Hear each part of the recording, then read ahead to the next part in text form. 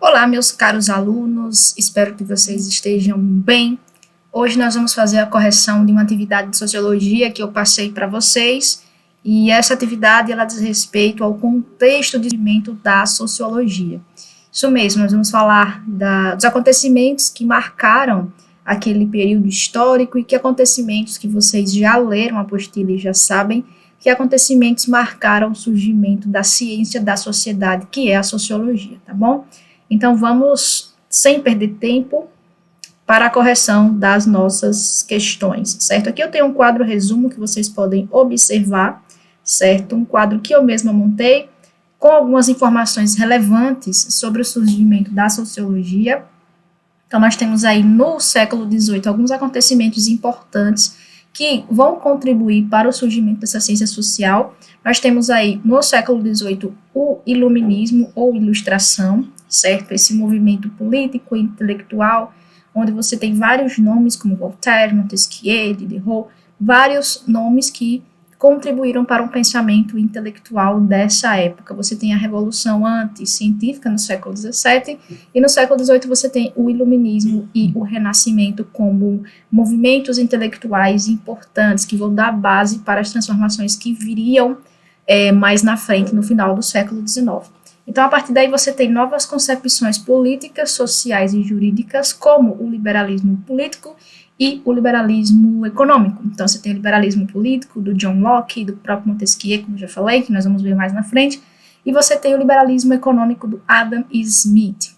Esse liberalismo político e econômico, essa teoria que começa a surgir no final do século XVIII, vai influenciar a dupla revolução, chamada assim pelo Eric Hobsbawm, um importante historiador. A Revolução Industrial, que surgiu na Inglaterra, e a Revolução Francesa, como o próprio nome diz, na França. Então, é no início do século XIX que nós temos aí o auge dessa Revolução Industrial, dessa mudança drástica que você tem aí na forma de se produzir, né, no aparecimento das indústrias. Então, nós temos aí a consolidação de uma estrutura social da sociedade capitalista, do capitalismo industrial, e aí surgem essas primeiras contradições, as crises e os antagonismos que envolvem as classes sociais, e aí que surge a sociologia. Então, ela surge como um corpo de ideias voltadas para entender esse processo de constituição da sociedade moderna. Auguste Comte é tido como o pai da sociologia, o pai da ciência positivista, que nós vamos ver depois as suas características, e aqui nós temos os três teóricos básicos que são considerados fundamentais para entender a sociologia, para o desenvolvimento do Durkheim, Karl Marx e Max Weber. Nós vamos ver um por um, com calma, mais na frente. Primeira questão ficou fácil, né, gente? Depois do que eu falei agora, quais acontecimentos históricos contribuíram para o nascimento da sociologia? Eu acabei de falar para vocês. O iluminismo dando uma base intelectual muito interessante, e as revoluções francesa aí, industrial, que se desenvolveram, aconteceram aí no final do século XIX. Questão 2. Faça uma breve pesquisa e explique os termos marxistas abaixo. Primeira coisa que a gente precisa entender, pessoal, é que o marxismo, nós vamos estudar um pouco mais na frente, mas eu já estou adiantando, é uma teoria crítica da sociedade capitalista, certo? É a principal teoria. Esse nome marxismo, esse termo, refere-se ao pensamento e aos escritos do Karl Marx, e assim a gente usa também o termo marxiano, certo? E quando a gente fala em marxismo, marxista, a gente fala não só dos textos do Karl Marx, mas também ao pensamento de outros intelectuais, dos seus seguidores e partidários até os dias de hoje. Então, o marxismo ele se torna uma teoria crítica não somente ligada às ideias do Karl Marx, certo? Então, quando o marxismo ele aparece, de certa forma, as ideias do Karl Marx, você tem aí uma teoria, um conjunto de ideias que incitam a rebeldia, a emancipação, a libertação e a revolução. Como você tem aí o manifesto lançado pelo Friedrich Engels e pelo Karl Marx, certo? O manifesto do Partido Comunista. Então, isso é muito interessante de se perceber. É claro que eu coloquei aqui alguns conceitos que são importantes, tá? Mas nem todos estão presentes nessa atividade. Por exemplo, faltou materialismo, faltou o próprio conceito de classe social, faltou conceitos que são importantes, mas que não estão aqui.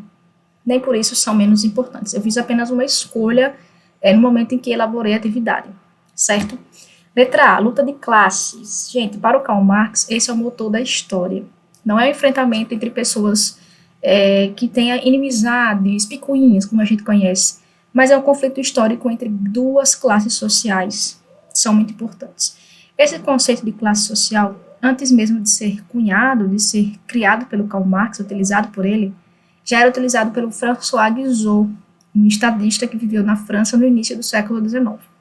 Então, essa ideia de classe social, a gente acredita que é do Karl Marx, mas ela já havia sido utilizada antes. Então, a luta de classes é um conflito entre duas classes sociais, entre opressores e oprimidos, donos de escravos e escravos, patrícios e plebeus, como lá na Roma Antiga, senhores feudais e servos, como na Idade Média, grandes proprietários e camponeses, burgueses e trabalhadores na Era Moderna.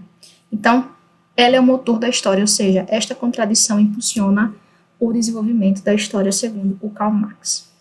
Beleza? Avançando, nós temos aí outro conceito importante, que é o conceito de mais-valia, ou seja, a fração do valor produzido pela força de trabalho que é apropriada gratuitamente pelo capitalista, constitui a origem da exploração. Representa um trabalho não pago. Por exemplo, um trabalhador trabalha na empresa, na Apple, produz iPhones, que são celulares com um valor bem alto, e aí, obviamente, o salário no final do mês que aquele trabalhador vai receber não corresponde, é muito menor do que o valor de iPhones que ele produziu trabalhando ao longo do mês. Então, digamos que um iPhone custe R$5.000 e ele produziu ao longo do mês mais de 30 iPhones. Então, o valor real que ele recebe do seu salário não é equivalente ao valor que ele produziu na empresa. Ficou mais claro, mais ou menos assim? Então, seria a fração do valor produzido pela força de trabalho que é apropriada pelo capitalista. Na letra C, nós temos a burguesia, classe social que agrupa inicialmente mercadores e banqueiros, e depois capitalistas e industriais. Ela nasce no século XI, depois ela começa a se expandir. O auge acontece com a Revolução Industrial, justamente, e a Revolução Francesa. Então, gente, já o proletariado, na letra D, trata-se de indivíduos cujas condições de existência social os tornam sujeitos à exploração capitalista. Esse termo não foi utilizado no século XIX unicamente, ele já havia sido utilizado antes, certo? Então, às vezes, os conceitos, os termos, eles têm uma outra utilização que não se restringe somente àquele momento histórico que nós estamos estudando ou trabalhando. Questão 3, última questão, o que os primeiros intelectuais ligados à ciência da sociedade buscavam compreender? O que é que o Karl Marx, o que é que o Durkheim, o que é que tantos outros buscavam entender naquele momento? Justamente as transformações trazidas pelo desenvolvimento do capitalismo, enquanto sistema econômico que estava começando a se tornar hegemônico, principalmente no final do século XIX e início do XX. Então, era isso que eles buscavam entender. Essa era a principal preocupação desses intelectuais, certo?